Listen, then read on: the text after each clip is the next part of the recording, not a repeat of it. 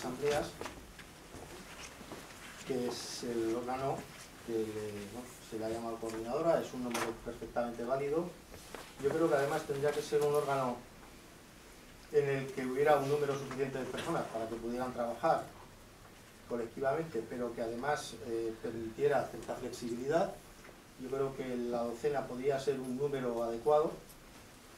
Una coordinadora con 12 permite tener pues, flexibilidad en el agrupamiento. Quizás a lo mejor pues, algún matemático diría pues, por aquello de ser par, ¿no? Que es fácil partirlo en partes, ¿no?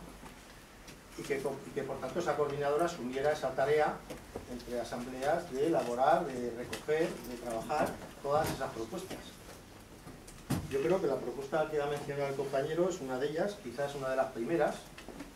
Sería el tema de unas normas de funcionamiento en las que el tema ético puede ser importante, es de hecho muy importante en este momento, pero que eso sería una de ellas, ¿eh?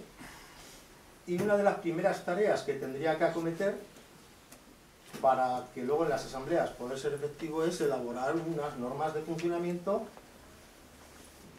para ir a la siguiente asamblea ya con un organigrama de trabajo, con un planteamiento de trabajo y unos principios pues ya para poder aprobarlos y en las que de forma ya concreta y con letra impresa podría tomar decisiones en las cuales se plasmen pues toda esta inquietud, estas ganas que nosotros en este momento se perciben en el ambiente, ¿no? Por eso, pues yo creo que bueno, pues se trata de madurarlo, pero yo planteo que se vote en el, bueno, no sé, cuando consideremos conveniente, que se vote la Constitución y por tanto, pues no sé cómo articularlo, si alguien tiene una idea que la ponga, una coordinadora de unos 12 miembros, yo creo que sería la forma adecuada